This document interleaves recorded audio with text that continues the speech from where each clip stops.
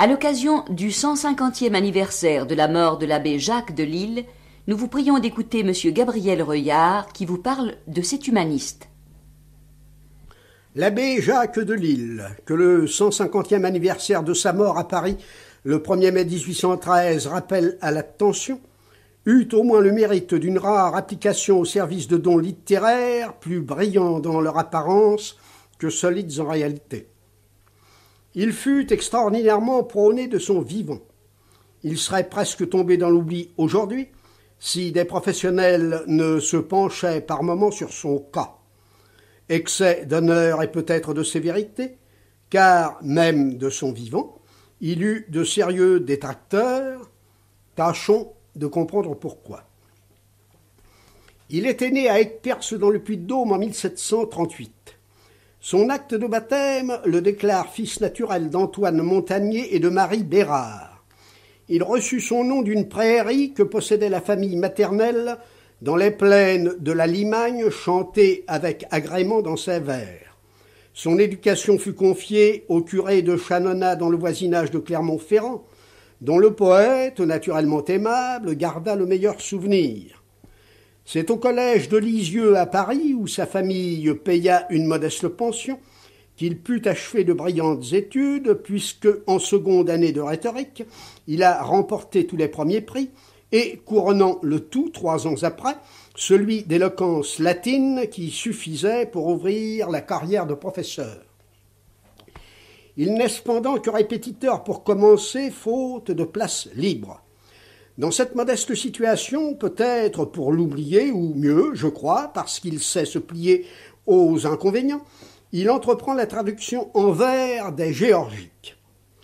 Le fils du grand Racine, Louis, auquel il soumet ce travail, se récrie aussitôt. Traduire les Géorgiques, c'est la plus téméraire entreprise. Mon ami Lefranc, dont j'honore le talent, l'a tenté et je lui ai prédit qu'il échouerait. À une seconde entrevue, après l'audition timide d'une trentaine de vers, Louis Racine, soudain enthousiaste, ne le détourne plus de l'audacieux projet, mais l'exhorte au contraire à le faire aboutir. Dans l'entrefaite, l'expulsion des Jésuites en 1760 ouvre des débouchés. De Lille est appelé à Amiens pour y enseigner les humanités. Il y reste 6 ans, polissant sans cesse aux heures de loisirs sa traduction. Toutefois, il tourne ses regards vers Paris, car c'est là qu'il faut être dans l'ambition de s'y faire imprimer. Et, doucement intrigant, il obtient en effet une place de professeur au collège Lamarche, rue de la Montagne Sainte-Geneviève.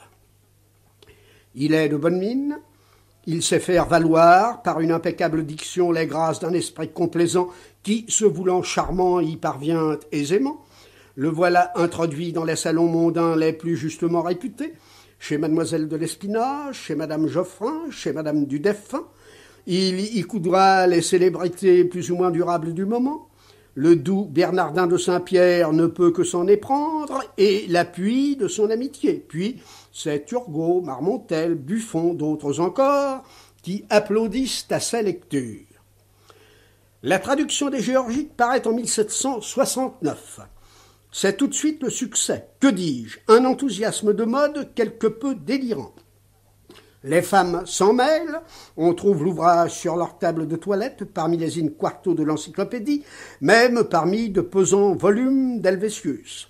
Voltaire, saluant le débutant du nom de Virgilius de Lille, consacre cette soudaine gloire. La Harpe et Fréron suivent docilement. Aux admirateurs enthousiastes s'en oppose de goût plus pertinent peut-être, son compagnon mais rival par l'esprit Chamfort et son adversaire Rivarol, entre autres.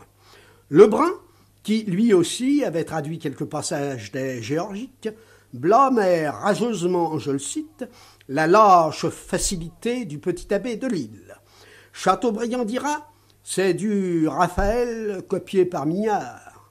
On soulignait le joli, le précieux, introduit par le traducteur, dans une telle œuvre pour lui faire perdre sa valeur de belle et simple poésie. N'empêche que Voltaire et d'autres poussent de Lille vers l'Académie. Il fut élu presque unanimement en 1772. Le roi d'abord opposé se rallia. En 1774, le poète, très applaudi, prononçait l'éloge de la Condamine, son prédécesseur. 6 ans d'attente encore, et paraissent Les Jardins, qui arborent ce sous-titre « L'art d'embellir les paysages ». C'est un entassement d'impromptus, de madrigaux, de descriptions, un étrange ensemble de pièces disparates. Fréron y trouve, je le cite, les idées jetées au hasard, déchiquetées par petits couplets qu'étrangle à la fin une sentence. Rivarol, plus mordant comme il convenait à son tempérament, dans une petite pièce satirique, amuse aux dépens de l'auteur par un dialogue nerveux entre le navet et le chou, vexé d'être oublié parmi tant de descriptions de plantes, de fleurs et même de minéraux. Le comte d'Artois, qui n'est pas encore Charles X, mais se veut déjà protecteur des arts, fait donner au poète, pour le sortir des astreintes du professorat, l'abbaye de Saint-Séverin dans le diocèse de Poitiers. Revenu, environ 6 000 livres. Voilà l'homme de lettres, uniquement homme de lettres, accompagnant l'ambassadeur de Constantinople en voyage, ce qui nous vaudra le poème « L'imagination ». La gloire, ses honneurs, ses plaisirs. La Révolution bouscule tout. Le Benoît de Lille, royaliste et légitimiste, doit s'exiler en Allemagne d'abord, en Suisse, en Angleterre, où, comme tant d'autres Français dans les mêmes conditions, il besogne à cœur de journée pour gagner sa vie et celle de sa femme, ayant obtenu une dispense pour se marier avec Marie-Jeanne Vauchamp, qui l'avait suivi dans sa fuite. Un traité en bonne forme liait le poète à un éditeur pour 6 francs par vers. Pour faire face aux dépenses, le pauvre auteur est condamné à un certain nombre d'hémistiches, 30 vers par jour. Sa mégère l'enferme dans son cabinet en disant « Allons, monsieur de Lille, faut battre monnaie !»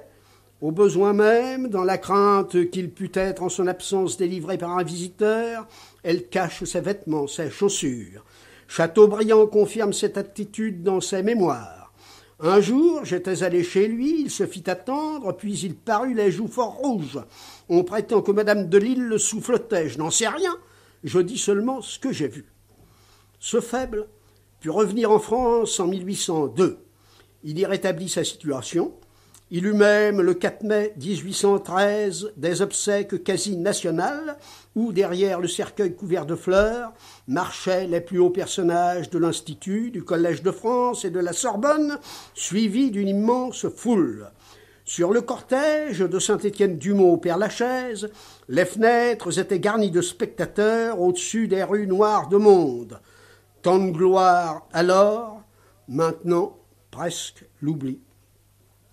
L'œuvre gracieuse de l'abbé de Lille est d'un habile versificateur, certes, mais elle manque à la fois de naturel, de force et de grandeur. Elle paraît froide, convenue au lecteur d'à présent. On y discerne de nombreuses influences, ça et là s'y glissent des emprunts à peine déguisés. Un descriptif, dont la plume est parfois brillante, un poète mineur pour tout dire, mais dans la catégorie desquels il est juste de le placer dans les tout premiers rangs. Vous venez d'entendre M. Gabriel Reuillard. Ainsi s'achève notre émission Hommes et événements.